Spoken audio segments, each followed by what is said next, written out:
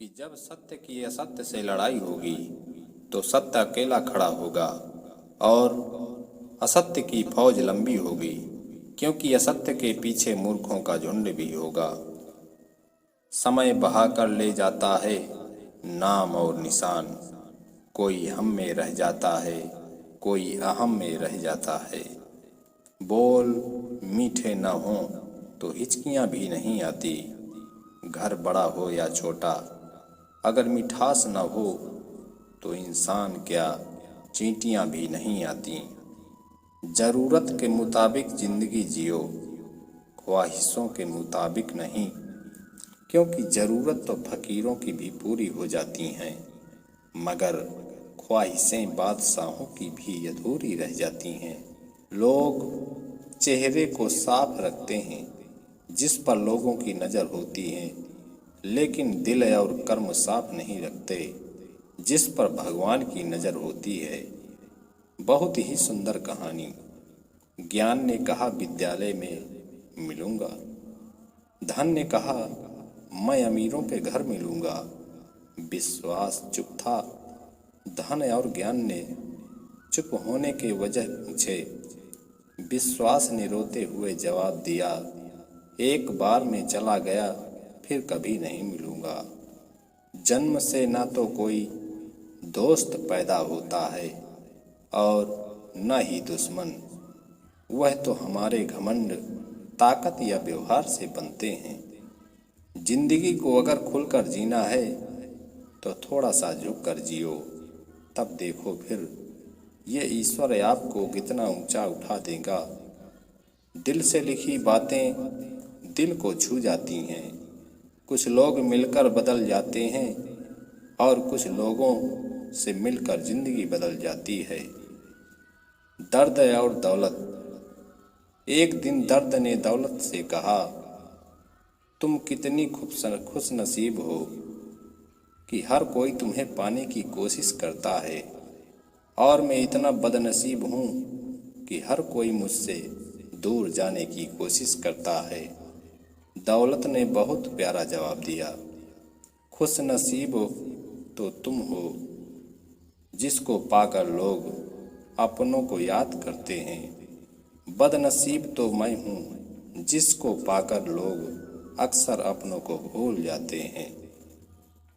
एक चिड़िया ने मधुमक्खी से पूछा कि तुम इतनी मेहनत से शहद बनाती हो और इंसान आकर इसे चुरा ले जाता है, क्या तुम्हें बुरा नहीं लगता?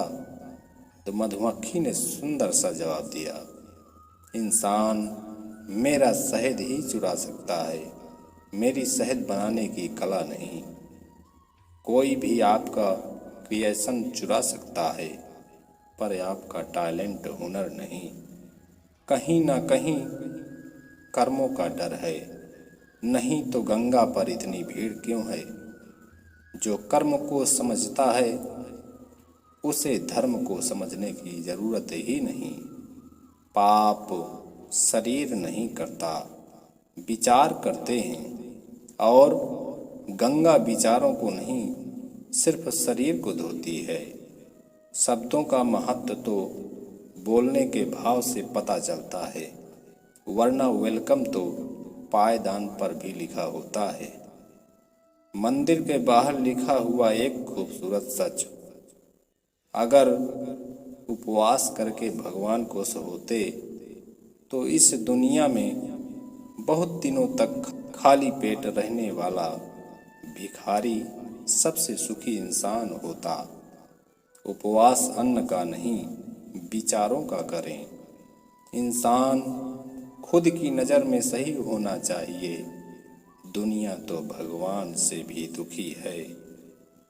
जिंदगी में पीछे देखोगे तो अनुभव मिलेगा, जिंदगी में आगे देखोगे तो आशा मिलेगी।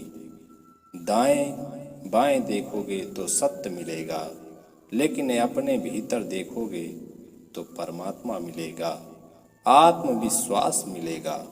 ईश्वर सिर्फ दिशा दिखा सकते हैं, उस पथ पर चलना हमारा काम है। और वास्तविकता में अगर तुम चलना ही नहीं चाहते फिर तुम्हारा ईश्वर को दोष देना व्यर्थ है। कोई भी कारण हो, कोई भी बात हो, चिढ़ो मत, गुस्सा मत करो, जोर से मत बोलो, मन शांत रखो, विचार करो, फिर निर्णय कर लो। आवाज से आवाज नहीं मिटती, बल्कि चुप्पी से मिटती है। तकलीफ सिर्फ आपको होगी, दुख भी आपको ही होगा। मन शांत रखोगे तो सुख भी आपको ही मिलेगा। परिस्थिति का 3 प्रकार से सामना कर सकते हैं। पहला, या तो उसे स्वीकार कर लें, अगर स्वीकार नहीं कर सकते तो उसे बदलने की कोशिश करें, और अगर बदल भी नहीं सकते हो तो उसे नियति पर छोड़ दें। जो ज्ञानी होता है उसे समझाया जा सकता है, जो अज्ञानी होता है उसे भी समझाया जा सकता है, पर जो अभिमानी होता है उसे कोई नहीं समझा सकता, उसे सिर्फ वक्त समझाता है। सौभाग्यशाली होते हैं वो लोग जिन्हें समय और समझ एक साथ मिलती है, क्योंकि अक्सर समय पर समझ नहीं आती, और जब समझ आती है तो समय हाथ से निकल जाता है। जब जब सत्य की असत्य से लड़ाई होगी, सत्य अकेला ही खड़ा होगा, क्योंकि असत्य के साथ मूर्खों की भीड़ होगी। फिर भी असत्य के सामने सत्य की सदैव विजय होगी। जो लोग दूसरों को बर्बाद करने की सोचते हैं, वह अपने मकसद में इस हद तक अंधे हो जाते हैं कि वह खुद कब बर्बाद हो जाए इसका उनको पता भी नहीं चलता। कर्म का थप्पड़ इतना भारी और भयंकर होता है कि हमारा जमा हुआ पुण्य कब खत्म हो जाए पता भी नहीं चलता। पुण्य खत्म होने पर समर्थ राजा को भी भीख मांगनी पड़ती है। इसलिए कभी किसी के साथ छल कपट करके किसी की आत्मा को दुखी न करें। क्रोध को प्यार से, बुराई को अच्छाई से, स्वार्थ को उदारता से और झूठे व्यक्ति को सच्चाई से जीता जा सकता है।